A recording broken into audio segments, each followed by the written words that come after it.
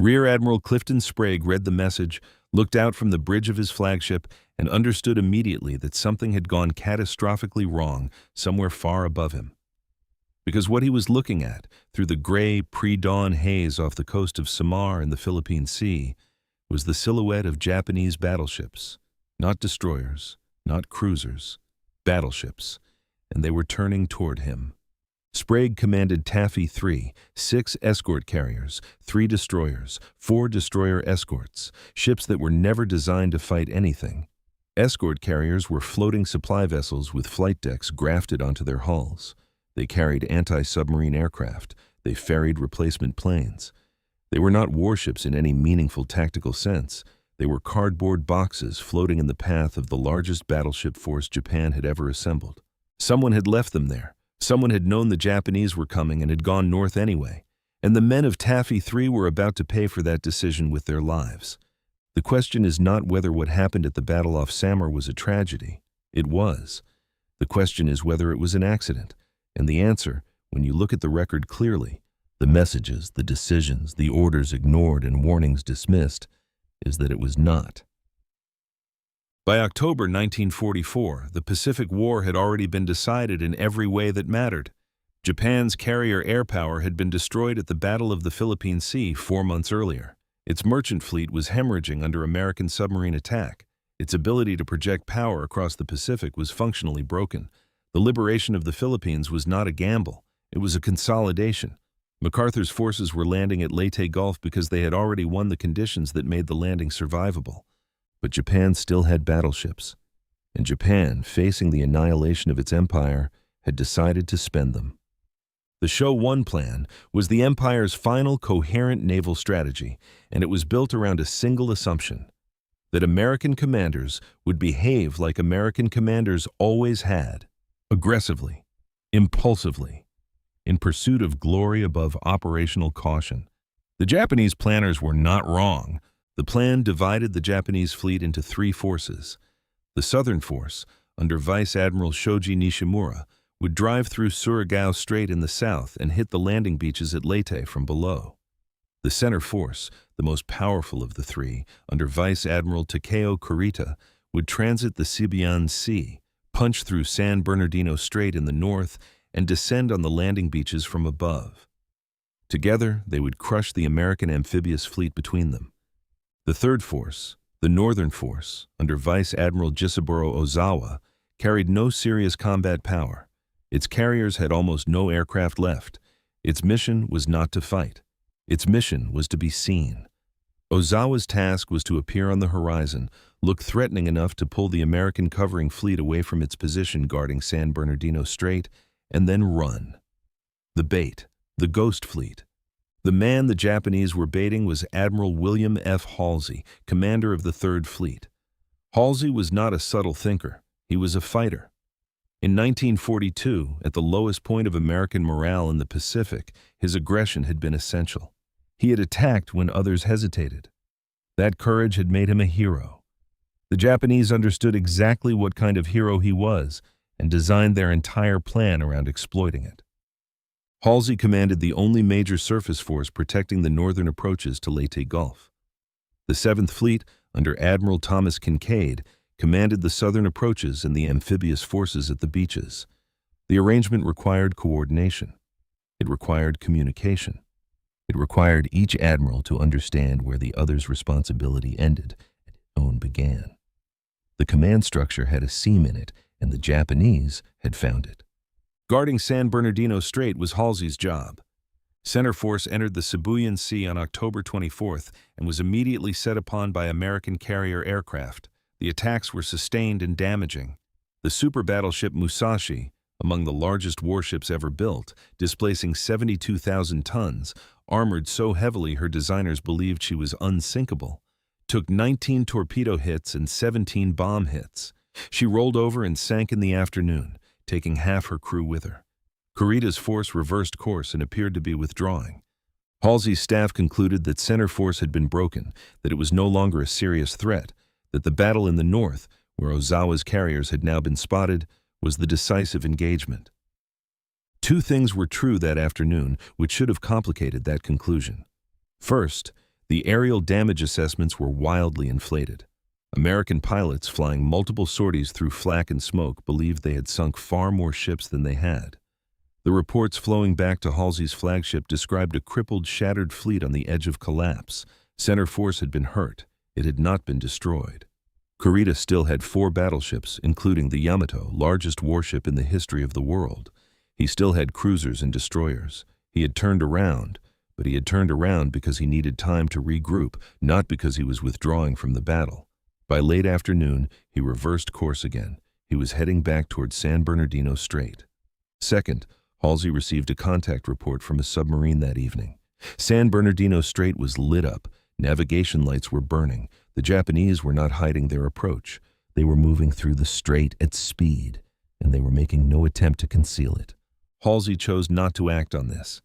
What Halsey did that evening has been debated, defended, explained, and argued over for 8 decades. He assembled Task Force 34, 4 battleships, 5 cruisers, 14 destroyers, and instead of positioning it to guard San Bernardino Strait, he took it north with the rest of his fleet, all of Third Fleet, every ship under his command, gone north after Ozawa's ghost carriers. Before he left, he sent a message to Kincaid indicating that Task Force 34 would be formed. He did not indicate it was a future contingency. He did not clarify that it had not yet been ordered into position. Kincaid read the message as confirmation that the strait was guarded. He adjusted his dispositions accordingly. He did not know that San Bernardino was open. He had no reason to check. The strait was unguarded, the lights were on, and center force was coming through. At midnight, Kurita's fleet entered San Bernardino Strait with clear passage. By 0300, they were in the Philippine Sea. By 0400, they had turned south toward Leyte Gulf. At 0412, the first Japanese ship acquired Taffy 3 on radar. At 0645, they opened fire. Clifton Sprague had seconds to decide. His first decision was possibly what kept any of his ships alive at all. He turned toward a rain squall, not away, toward. He needed to get inside it, to reduce Japanese visual targeting, to buy any margin he could. He ordered his carriers to launch everything they had. He ordered his destroyers to make smoke. And then, because there was nothing else to do, he ordered his destroyers to attack. 3 destroyers, the Johnston, the Hole, and the Harriman, turned toward a Japanese force that included the Yamato and drove directly at it. This was not a battle. It was an execution order that those commanders chose to execute with their bows pointed forward. The Johnston was first. Commander Ernest Evans took her to within 10,000 yards of the heavy cruiser Kumano and put 3 torpedoes into her bow, blowing it off. Kumano fell out of formation. Evans turned to engage 2 more cruisers. His ship was hit by 3 14-inch shells, which removed the rear of the ship. 3 5-inch shells struck immediately after. His engine room was destroyed. Fires were burning everywhere. Evans kept fighting. He kept his remaining guns firing until the ship had nothing left to fire with. The Johnston sank at 10:10.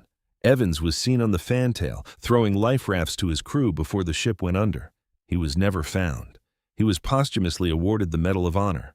The Hoel was struck 40 times before she sank. Her crew fired every torpedo she carried, hit nothing, and died. The Roberts, a destroyer escort with no torpedoes and guns that could not penetrate Japanese armor, launched a torpedo attack anyway. She was struck by 8-inch shells that tore her hull open. She sank at 0935. Her skipper, Lieutenant Commander Robert Copeland, gave his men what may be the most clear-eyed address ever spoken on a sinking ship. He told them they were going into battle against overwhelming odds from which survival could not be expected, and he said he was proud to lead them. Meanwhile, Sprague's escort carriers were taking fire from ships that had no business being anywhere near them. The Gambier Bay, a Casablanca-class escort carrier, was hit by cruiser fire at 0820. She lost speed, she lost steerage, she absorbed hit after hit until she capsized at 0907. She was the only American carrier sunk by surface gunfire in the entire war. The aircraft from these carriers were flying constant attack runs with whatever they carried: bombs, anti-submarine rockets, depth charges, guns. When they ran out of ammunition, they made dry runs, simulating attacks to divert Japanese attention. Pilots flew until their fuel was gone, then diverted to Leyte airfields, rearmed with whatever was available, and came back. They were buying minutes. Every minute mattered because somewhere far away, someone was supposed to be coming. Halsey was not coming. Halsey was 200 miles north, engaging Ozawa's decoy fleet, destroying carriers that had no aircraft and posed no threat to anything that mattered. At 0822, Admiral Kincaid sent the first emergency message. The situation was critical. By 0900, it was desperate. The messages were addressed to Halsey directly. They were addressed to Nimitz. They were addressed to anyone with authority who might act. Nimitz, from his command post at Pearl Harbor, sent a message at 1000 that became one of the most famous in naval history. It was addressed to Halsey. It asked in plain language where Task Force 34 was, where the world wondered. Halsey received that message and by multiple accounts wept with rage. He felt it was an insult. He felt he was being questioned by men who did not understand the battle he was fighting. He took 40 minutes to respond. He took 40 minutes while men in the water off Samar were dying, while Sprague was still fighting, while the destroyers were already gone. When Halsey finally turned south, it was too late to matter for the men already dead. What stopped Center Force was not Third Fleet's arrival. What stopped Center Force was Kurita himself. At 0920, with Taffy 3 shattered and the path to Leyte Gulf open, with nothing between his fleet and the anchored American amphibious vessels except burning escort carriers and scattered survivors in the water, Kurita turned away. The official explanation was that he received a report of a large American fleet forming to the east. There was no such fleet. He also believed he had sunk fleet carriers rather than escort carriers, and that the losses his cruisers had taken from air attack were too severe to continue. But the core of the decision remains partially opaque. Kurita radioed his intention to reassemble his force and seek a new objective. He spent hours maneuvering. Then he went back through San Bernardino Strait and left the Philippines forever. The Japanese had won the surface engagement off Samar. They had destroyed the combat power of Taffy 3 and held the tactical advantage. They had killed hundreds of American sailors and were within range of achieving everything the Show 1 plan had promised. They chose, at the moment of success, to stop. Sprague, in his after-action report, described Kurita's withdrawal as a miracle. That word has been repeated by historians ever since, but miracles are what we call outcomes we cannot explain. The more uncomfortable truth is that the men of Taffy 3, the Johnston's crew, the Hoel's crew, the Roberts' crew, fought with such aggression and gave such a convincing impression of force that Kurita genuinely did not understand what he was fighting. The destroyers attacked like fleet destroyers. The aircraft attacked like carrier aircraft. Sprague's men performed so far beyond what anyone could have expected of them that they created a tactical illusion that a more experienced or more determined enemy might have seen through. That illusion cost them everything they had. The immediate aftermath of Leyte Gulf was framed as an American victory. Technically, it was. The Japanese fleet was destroyed as a coherent fighting force. The landing beaches at Leyte held. MacArthur returned to the Philippines. The numbers supported the narrative. Japan lost 3 battleships, 4 carriers, 10 cruisers, 11 destroyers. American losses, though painful, were far smaller in scale. The war continued on its expected trajectory. But within the Navy, the questions started almost immediately. Kincaid filed reports that made clear what had happened. Sprague's after-action documents were precise and damning. The record showed that San Bernardino Strait had been left unguarded, that warnings had been ignored, that the men of Taffy 3 had been left to fight a battle fleet alone because the officer responsible for guarding the strait had gone north after a decoy. The Navy's response was institutional and immediate. The Board of Inquiry found that the battle had been a victory. The division of command between Halsey and Kincaid was identified as a structural problem, not Halsey's fault exactly, but a systemic flaw. Halsey was not censured. He was not removed. He was promoted. He became Fleet Admiral. He received the same 5-star rank as Nimitz and King. His memoir, published in 1947, described the Battle of Leyte Gulf as a triumph. He defended his decision to go north. He argued that destroying Ozawa's carriers was the correct objective. He did not address in any serious way the men who died off Samar while he was doing it. Nimitz, who had been furious in the moment, said nothing publicly.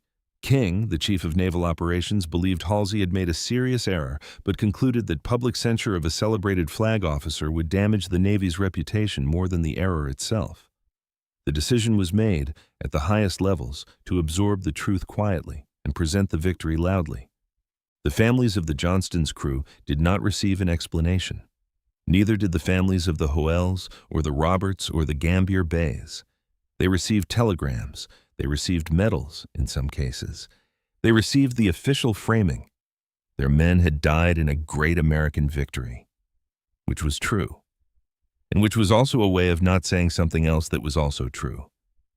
What the record shows, when you read it without the filter of institutional protection, is this. Leyte Gulf was already won before the first shell was fired off Samar. The Japanese southern force had been annihilated in Surigao Strait the night before by Kincaid's battleships in the last great line-of-battle engagement in naval history. Center force had been damaged in the Sibeon Sea.